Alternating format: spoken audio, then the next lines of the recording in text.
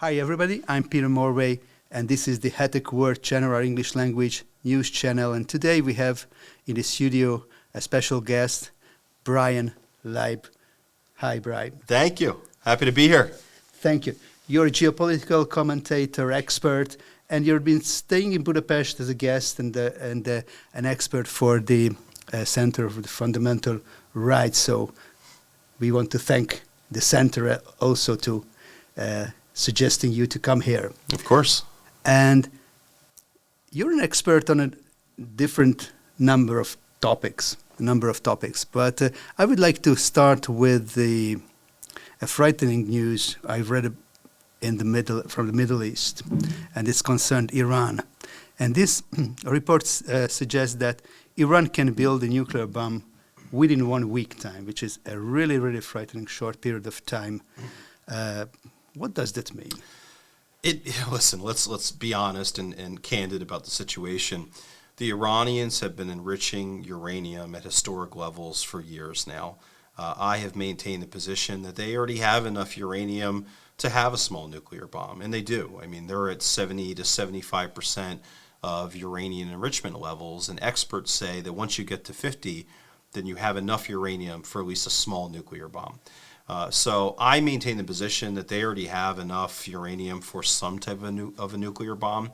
And it makes sense, because why else would the world cower to them so much? I mean, what do the Iranians have that could scare people so much? Yes, they have a military. Every country has a military.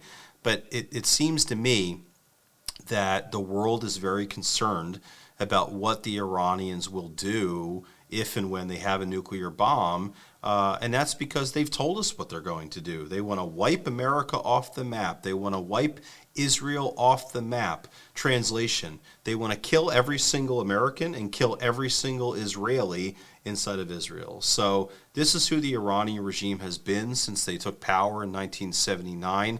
But I do want to tell you and the Hungarian audience that I have seen throughout my work and my career that there is a difference between the Iranian people and the Iranian regime. The Iranian people want peace with the world. They want peace with Israel. They just want to live their lives the way you and I live our lives. And they really do not support the regime that's in power. But, that's the situation right now. But I think that we should all be very, very concerned about the Iranians not just enriching uranium, but what about their growing ties with China and Russia? They are stronger diplomatically, militarily, and financially, the Iranians, than they ever have been before, and that's scary to me. You mentioned that Iran has close connections to Russia, and we could see the Ukrainian war is close to our country. And we could hear that the Iranians are supplying the Russians drones, suicide drones and other types of drones. Does that mean that the sanctions against Iran failed? There still are a lot of sanctions that are technically and legally still on the books from the United States of America. But unfortunately, my country's president and the administration is not enforcing any of these sanctions. They're not enforcing sanctions that prohibit the Iranians from selling oil to the Chinese. We have sanctions on the books. President Trump enforced those sanctions, and the Iranians didn't sell a drop of oil to the Chinese. But a new leadership or new administration comes in vis-a-vis Joe Biden. They decide they're not going to enforce the sanctions anymore. What does that mean? It means the Iranian regime, who had a couple $2 billion in international reserves when Trump left office, they now have over $70 billion in international reserves. So financially, they're stronger than they ever have been before. I just touched on diplomatically, and you're talking about them selling drones to Iran. To Russia. How about the Russians are selling fourth and fifth generation fighter jets to the Iranians? The Iranians have been using old F-something Tomcats from the 70s. And now they're upgrading their Air Force to have fourth and fifth generation fighter jets from the Russians. So, we can see that the Middle East is in a turmoil, and almost everybody is against everybody after the October 7th massacre from the Hamas. And what is Iran's role in this turmoil? all signs lead back to the Islamic Republic of Iran, whether it's Hamas in Israel, it's the Palestinian Authority, whether it's Hezbollah in Lebanon, the Houthis in Syria and Yemen. All of these terrorist groups and quasi-terrorist groups are all funded by the Islamic Republic. I've just told you that they went from $4 billion to now $70 billion. When you're flush with cash like that, who's going to benefit the most from that? The Iranian people are not seeing that money. No. Hamas is seeing the money. Hezbollah is seeing the money. So the Islamic Republic of Iran is very much behind everything, all of the chaos that's happening in the world, and especially in the Middle East.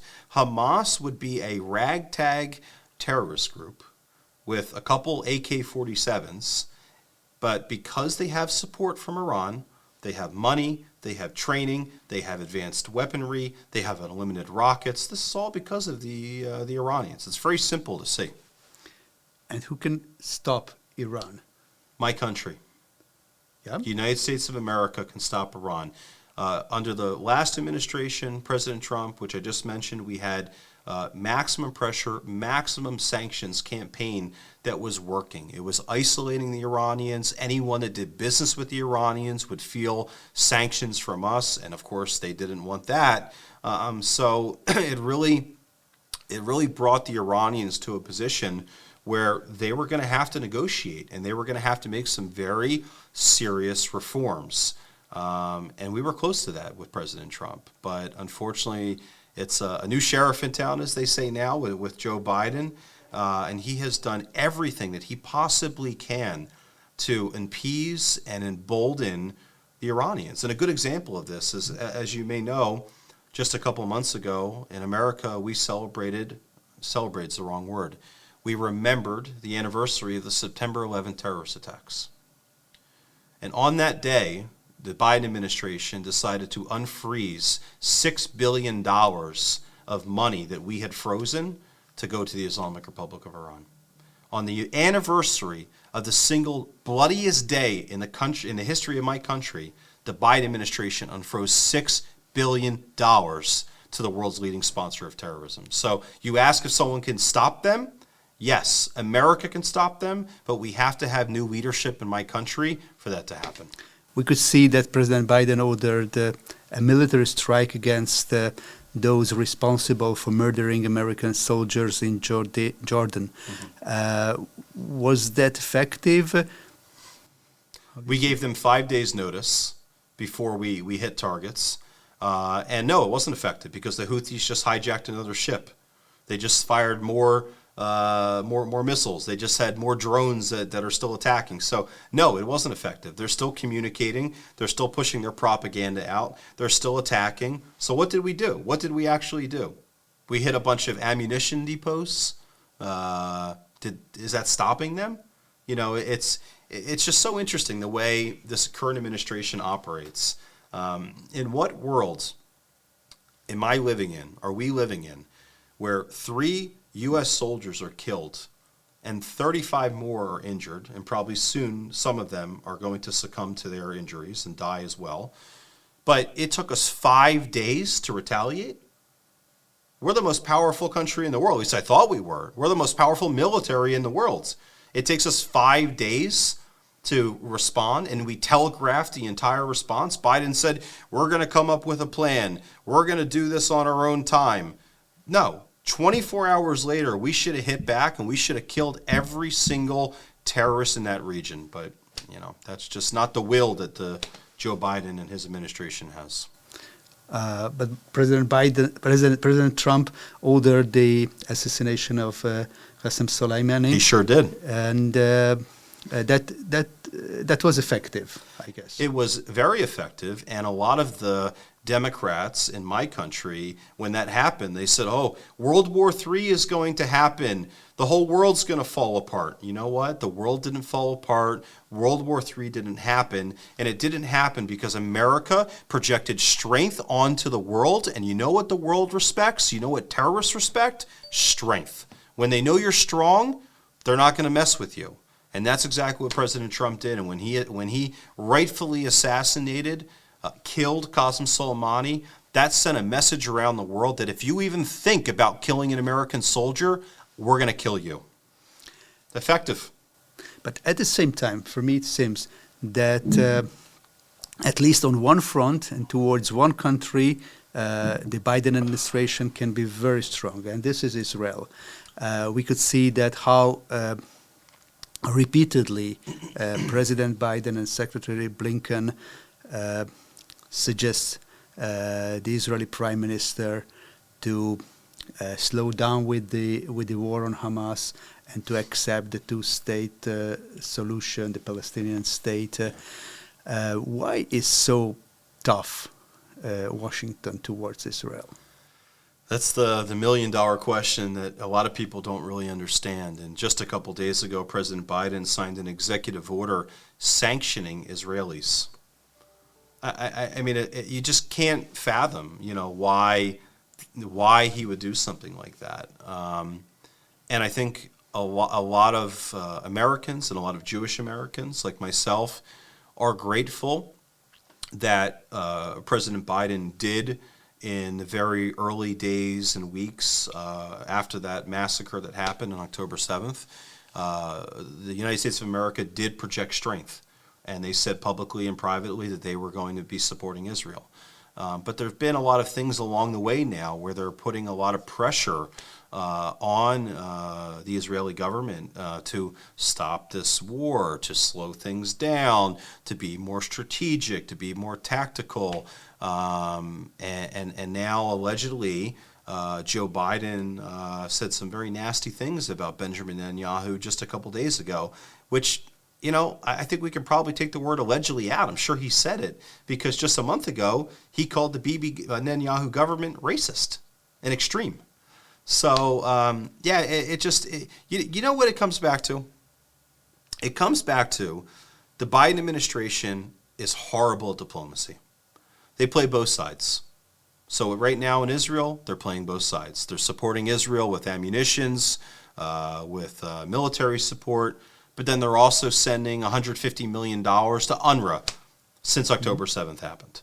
So this is like the two-sided diplomacy, and two-sided diplomacy doesn't work. It's never going to work. So we'll see what happens. But I think Israel is in a situation right now where it is good versus evil. It is the future of the free world versus radical Islam.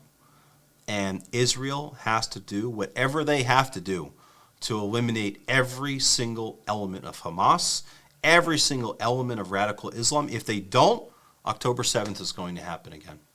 And it's not just going to happen again in Israel, it's going to happen around the world. And how do you see it is today 4 months from the October 7th massacre. And Israel started the war against Hamas with clear objectives: to eliminate Hamas, to totally to have a total victory over Hamas in Gaza and elsewhere, and also freeing the hostages. It seems that after 4 months, neither of these two main objectives have been reached. Whose fault is it? I don't know if it's anyone's fault per se. I think that, Hamas has spent a lot of time and a lot of their resources developing this underground network, these tunnels that you hear about. And it's very tough to get to those tunnels. Now, Israel has been, I would say, very successful in eliminating, I think, over 10,000 Hamas soldiers, terrorists. So in a lot of ways, they have been very successful. But, this is not something that you can just, snap your fingers and it's going to get better overnight. This is going to take time, and we also have to be cognizant of the fact that Hamas is, granted they carried out this attack, but they are a very small kind of element of this radical Islam. You have Hezbollah in the north, northern Israel, southern Lebanon, that has tens of thousands of missiles, not rockets, missiles, hundreds of thousands of troops. So I think as we look at what's happening in Israel and what Israel is doing to eradicate Hamas, and they have to get rid of Hamas, don't be surprised if they don't start shifting their focus to Hezbollah. Because as I mentioned when we first sat down here, all roads lead back to the Islamic Republic of Iran. So once Hamas is gone, Hezbollah is up next, and what other terrorist groups out there are up next as well. Yeah, that's a point, because that's why some people, or quite a number of people, are worried about that. If it takes months and months for Israel to eliminate Hamas in the Gaza Strip, which is actually a smaller area than Budapest, where we are now, with a roughly same number of people living there. So if it is so difficult, then how could they withstand, and what could they do if the Hezbollah decided to launch such an invasion with all those rockets and militants? Could that lead to a regional war or even nuclear war? Well, I think we're already kind of there in terms of a regional war. My understanding of a war with Hamas versus Hezbollah, excuse me, is that it's very different. A war with Hezbollah, I think, would mostly be an aerial attack. Okay. Most of the civilians, Lebanese civilians, they are not on the border. It's only Hezbollah that's on the border. So Israel can use their military might with their air force to really launch a lot of surgical strikes. Versus in Gaza, Israel really has not launched a lot of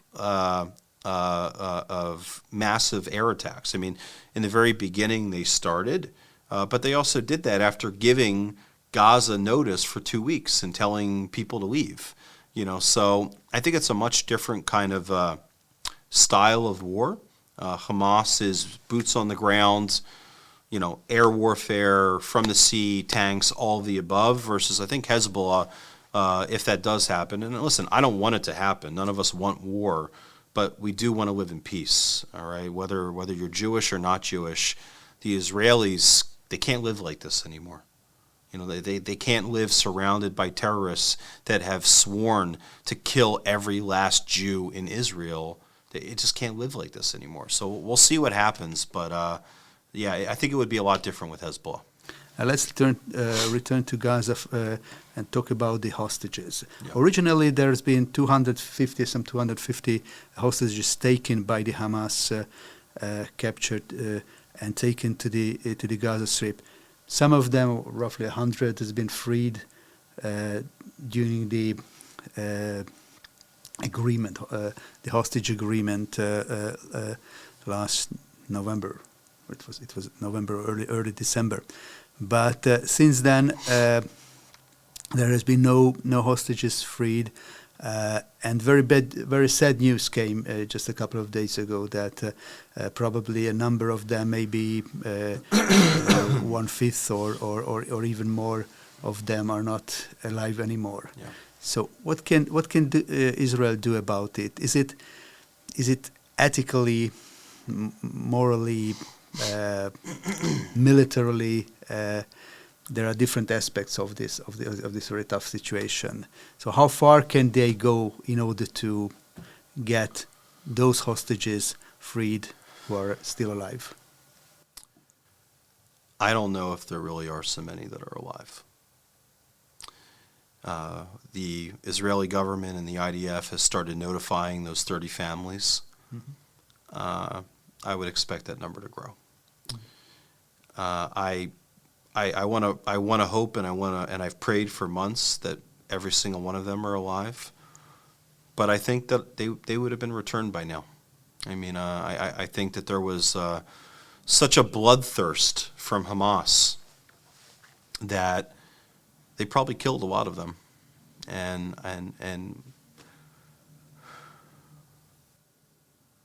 it's beyond painful to say that to you, but I think we have to deal in reality. And I just got back from Israel. I was there for a week and a half, and I went to Kfar Aza, where 70 Jews were slaughtered.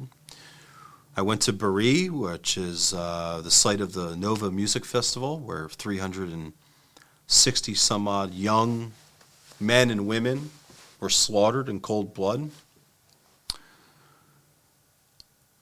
There was a real bloodthirst that day from Hamas, and I think that, you know, I don't think that they really could have controlled their bloodthirst, and I don't want to be negative here. I hope and I pray that the hostages that were being told are alive. I pray that they're alive. For their families, I pray that they are. But I think we have to deal in reality, and that it has been 4 months. There's been no signs of life, no proof of life, as they say. So we'll see what happens. You mentioned this Nova Music Festival, and that's a big question, that how could anybody think that to choose that place for such a big event next to the Gaza border, when there were, it's a debate that how much did the Israeli military and intelligence knew about the preparation for this huge invasion. They surely knew something, but maybe not the exact date and the scale. But how could they decide to have such a big event some miles from the Gaza border? Well, I think it's not the first time something like this has happened, where they've had a big outdoor event like this, and and I think. Listen, they're one of the issues in terms of why this attack, this massacre by Hamas happened was, I think that for a long time, the Israeli government and the Israeli military really underestimated Hamas. And they thought, well, Hamas is good for sending rockets. Hamas wouldn't dare come into Israel. They wouldn't dare come miles into Israel, not just cross the border and throw a rock. I mean, I was in towns in Israel that were miles away from the border, and they were there. Hamas was there. So I think I'm not sure why they picked that site, but I also think it speaks to like the Israeli DNA of just wanting to live life and not wanting to harp on the negatives, and they want to live life. They choose life. That's something that's been so clear. I mean, I know it because I've been going to Israel my whole life. But it's been, I think, so clear for people to see now that, like, the Israeli people choose life. The Israeli people choose good. The Israeli people choose family. And unfortunately, the vast majority of the Palestinian people are choosing martyrdom, are choosing evil, are supporting Hamas. There was a poll that was done a couple weeks after, October 7th, 85% of Palestinians in Gaza and in the West Bank supported what Hamas did. So you're dealing with two very kind of opposite extremes, where one side chooses life, the other side chooses death. Not all, but most. And I think the Israelis, they had the music festival there because they choose life and they want to celebrate life. And they didn't think about a worst case scenario that happened. Bryan, I just want to, you told that you just arrived back from Israel, and I'm just wondering, how could Israel get healed after such a shock? I remember I've been to Israel a number of times, but one visit was very special to me. It was at the height of the Second Intifada, 2001. In October, just one month after the 9/11 attacks, and at that time there's been no no border fence, no separation wall between the Palestinian areas and Israel. I've been to Gilo, to the suburbs of Jerusalem, and they built a part of the defense wall there, and they just painted. It was very. I was really touched by that. The wall was in front of a kindergarten, and the parents and the nurses at the kindergarten, the community just painted. It's a beautiful view of the Judean hills, and they had to build the wall in order to protect the children, but inside the wall they just painted the view that they were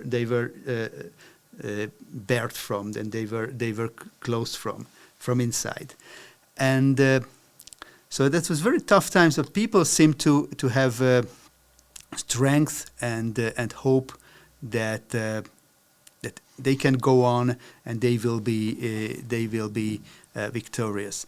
And as I talked today with Israelis, and some of them just saying that, well, they don't really know how to look forward. I think I've heard the same. Yeah, the vast majority of Israelis, especially in the South, it's still October 7th to them. It's not October 8th. It's not January. It's not February. Time stopped. Time has stopped, and it's, the expression, the lights are on but no one's home. I saw a lot of that. I saw a lot of people. I would be talking to them, and you're talking, but here, their soul, it's crushed. And you as a Hungarian can understand the gravity of 1,400 Hungarians being murdered in a day. I don't think Americans really can understand that, because we're a country of 300 million plus people. Okay, 1,400 people, oh, that's a big number. That's like the equivalent of, I think it's either 50 or 60,000 people being murdered in a day. So, everyone knows someone who was either murdered or raped or has a friend that experienced it. Let's also not forget that there have been over 500 IDF soldiers that have fallen on that day and in the days after. So there's a lot of pain. There's a lot of questions being asked. How could this have happened? Who do we blame? But one thing that I saw was Israelis from the left, from the right, from the center, Israelis, politics aside, coming together, uniting, and saying, I'm Yisrael Chai.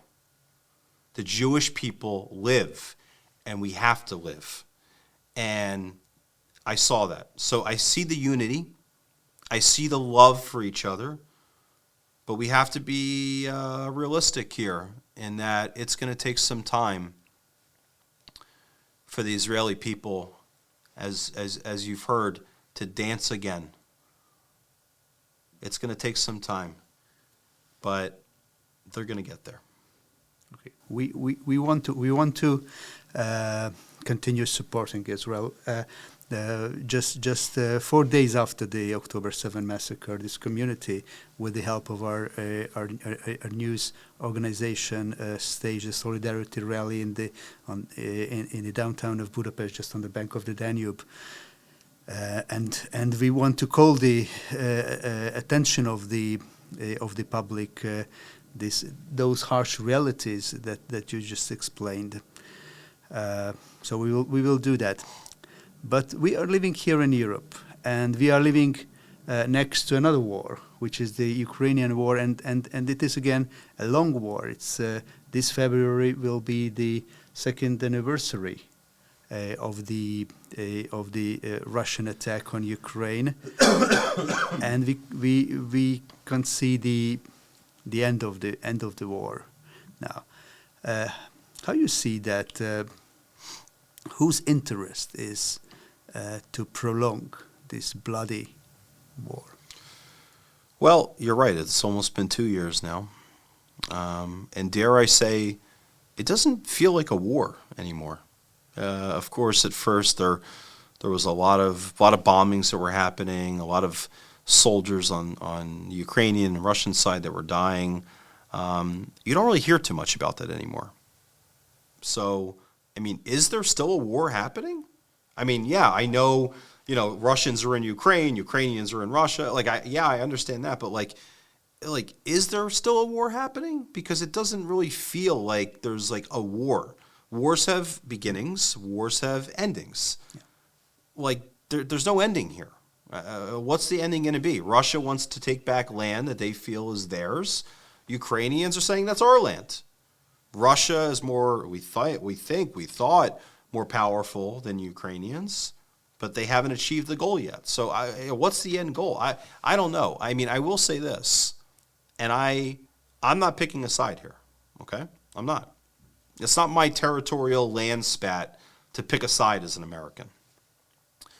But the American people are financing this war, okay? We are sending have sent billions of dollars to Ukraine. For what? What is the end in sight? What is the strategic mission to end this war? We just keep sending billions of dollars, hard dollars, of military ammunitions, tanks, fighter jets. When is this going to end? I've got issues in my country. I've got 11% of my population living in poverty. I've got crime everywhere. I've got a wide open southern border of people that are invading my country right now. And we're spending billions of dollars every month funding this war that has no end in sight. It's a blank check. But still, I just don't get it. But still, so the argument goes that America is the great winner of this war because it could weaken Europe, it could weaken Russia, and could sell.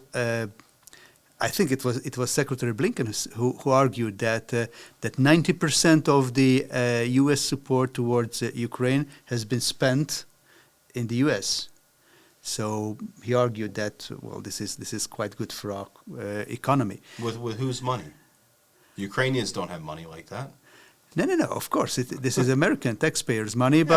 but so I'm spending money on helping Boeing get bigger and helping military contractors get bigger. They don't need my money. They don't need the American taxpayer dollar. They have enough of it. But we're spending a lot of our own money on American contractors for a war in Ukraine.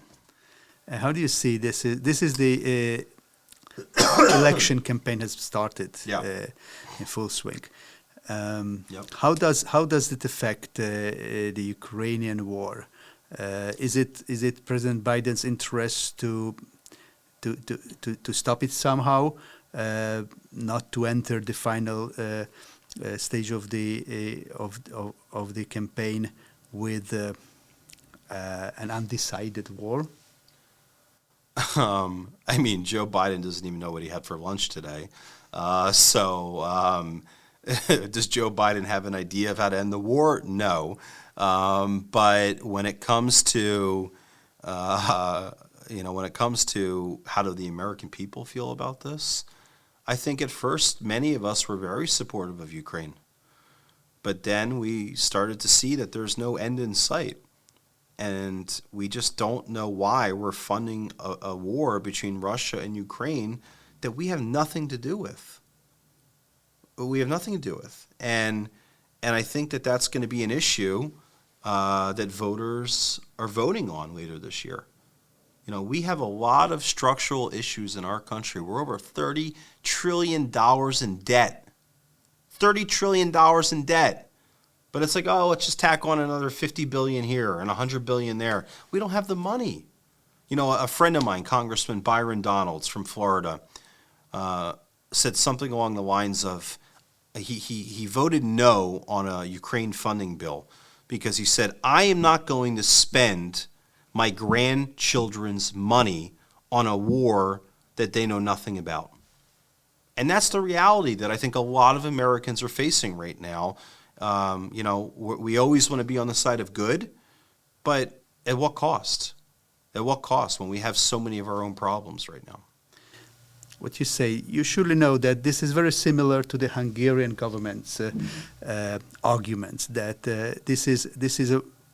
this war should be stopped because it takes so many lives, so many soldiers are dying on both sides, so many destructions and broken families and refugees and tragedies. So it should be stopped. But it seems that Hungary is, for the time being, alone with this argument in the European Union. And we are punished by the EU, but we are also punished by America for this attitude. So what can do in such a situation a small country like Hungary? Whether it's a country like Hungary, whether it's you as an individual, me as an individual, you've got to stand firm in your beliefs. If you as a country, the Hungarian people, your leadership, don't want to fund this war, don't do it. You're going to get pressure from the EU. You're going to get pressure from the US. But you know what's best within your border. It's the same when it comes to how Hungary doesn't have an open border policy. There's many countries in the EU that are trying to blackmail you to say, we're only going to give you money. We're only going to do business with you if you open your borders. Or we're only going to do business with you if you soften your position on LGBTQ. It's unacceptable. What a sovereign country decides to do on behalf of their people is their business, not the business of other people. So my advice to you, to the Hungarian audience, is stand firm in your beliefs. And at the end of the day, sometimes you've got to row down that river by yourself. But when you get there, there's a lot of people that are ready, willing, and able to row the rest of the way with you. So that's all I can say. Thanks, Bryan. I think that it should be much easier from November on if President Trump returned to the White House. Does he have any chance for that? Oh, he sure does. He's leading in all of the polls. A couple months ago, the general election polling data showed him trailing behind Biden nationally, state by state. Now the polling data nationally shows that Trump is ahead of Biden by 7 points. State by state, battleground states like Michigan, Pennsylvania, Ohio, all of them, Trump is now ahead in the battleground states. So, yeah, I think Donald Trump is on a very good path right now. Of course, we have a long time until November, and a lot can happen. But I think Donald Trump and also the Trump campaign are very focused, and they're working very hard, and they're very organized, and they know they have the eyes on the ball. And I feel very good that Donald Trump is going to be reelected to the White House. Surely in a fair and open game and elections. But we could see under the Trump years and since then almost every day, every week. Just a couple of days ago, the federal court decided that President Trump has no immunity from the prosecution because of the attack on the Capitol Hill, and which he had nothing to do with. Which he had nothing to do with, and there are other trials waiting for him. So don't you think that somehow it will be finally turned against him, not to even not to be able to run the election? I mean, what more can they do at this point? They've thrown lawsuits against him. They've tried to take him off the ballot in some places. Colorado, they tried to take him off the ballot. A day later, they put him back on the ballot because they saw people rising up. So I think a lot of it is, what's the word? Political theater. Okay? I think it's a lot of political theater right now. I think they're going to try and throw as much political theater at Trump as they can. At the end of the day, the legal system is going to do what the legal system does. But I've got to tell you, it's very unfair and I mean I say this as a friend and supporter of President Trump, but I think it's so unfair that he's being tried. You know, in America, you're tried by a jury of your peers. Okay, that's what it's supposed to be. He's not being tried by a jury of his peers. He's being tried in cities like New York City that are 98% liberal, that despise President Trump. So it's not a real fair trial. So I wish that, you know, he could have a fair trial. I don't think he's going to get it, but with that said, his polling numbers keep going up, his popularity keeps going up, and God forbid they even did arrest him. There's nothing in the Constitution that says that someone who's in jail can't be elected. I don't think that's going to happen. If that happens, we have much bigger problems in America if they actually put Trump in jail. Even a civil war? Yes.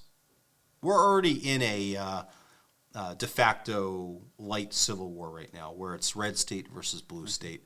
If they were to do something like that, the Democrats, and if they were to actually put President Trump in jail, I don't even want to think about the bloodshed that would happen. It would be very bad. Let's hope that doesn't happen. Hopefully. Yeah. What about the Democratic side? Are you sure that it will be President Biden on the ticket? I'm not sure at all. I don't. I think a lot of people think that it could be someone else. And as I kind of read the tea leaves of the situation right now, Joe Biden got elected in large part because he wasn't a very active campaigner. The expression of they had him in the basement. Okay? He wasn't very active. And he wasn't very active because he, I hate to say it, doesn't have like the mental fitness to be active. So now they've started putting him back on the campaign trail. And he's starting to make public gaffes. I think just a couple days ago, he spoke about how he just recently met with someone in Germany, an old German prime minister that died 30 years ago. Yeah. So this is going to keep happening. He's going to keep having these mental or verbal diarrhea. And it's my belief that they're doing that because they're going to pull him out and they're going to swap him for someone else. They want the American people to see that he's not mentally capable. He's not, okay? He's not. I don't wish any ill on Joe Biden, but the guy's not with it. He can barely get off stage after a speech. Looks around. He doesn't even know where he is half the time. I'm sorry, it's a reality. So, like, no, he's not going to be able to go toe-to-toe with Donald Trump in the campaigns. I don't think it's going to be Joe Biden. I think maybe it's going to be Gavin Newsom from California. A lot of people are talking about Michelle Obama. It's going to be someone. The Democrats want to win, okay? They're looking at polling data. They're looking at Trump's popularity. And right now, they have no pathway to beat him with Joe Biden. Unless they just rig the whole election and steal everything, which I don't think they're going to be able to do again. So, yeah, I think they're going to have to put someone else in. I'm not sure who that's going to be. What is the latest time to do this change? You know, I've had Democrat friends of mine who have told me that this is what they believe is going to happen. They think they're going to wait till the end of the summer, like September, and do it like 2 months before. So like an October surprise. Exactly. You know, exactly. Not, you know, it'll kind of be like a bait and switch kind of thing. Mm-hmm. You know, where, you know, the summer's over, okay, you start settling back in, boom, Biden's out, this person's in, and maybe that will energize Democrats. Because I got to tell you, Democrats are not energized to go vote for Joe Biden right now. Okay. So. And what about Robert Kennedy? Is he even on the ticket? I mean, I think he hurts Biden. He's very liberal on social issues like abortion and LGBT and things like that, but he's very libertarian and conservative on other things, COVID being one of them, vaccinations, Ukraine, limited government. So I think he actually hurts the Democrats, and they know that. And we'll see. I mean, he has no shot. You know, in America, right or wrong, and actually, I think it's wrong. We only have two parties. That's it. If I want to become president, I mean, I'm very much a conservative, very much a Republican, so I know where I am. But I mean, if someone wants to be president, you have to pick a party. That's it. You can't run as an independent. You can't run as the Bryan party. No, you're either a Democrat or a Republican. And I wish we had more parties. It'd be more competition. You guys know something about a couple more parties. Surely. Bryan, thank you very much. It's been a very interesting and thought-provoking conversation with you. Thank you for having me, and thank you for your words about Israel. I think Jews and non-Jews really have to come together to support the people and land of Israel now more than ever before. And it's something that I hear so much here in Hungary, specifically from non-Jews, about how much they support Israel and how when the world turns on Israel, and the world has already started turning, that the Hungarian people and the Hungarian government will continue to stand with Israel. And that's a very powerful thing. So I want to say thank you to you and to all of your friends for what you're doing to support Israel. Sure. And surely you know that there are a number of Israeli Hungarians also among the victims and the hostages as well. So we are very close to that tragedy. And thank you for sharing your thoughts. Thank you. And I want to thank for all our viewers to follow us.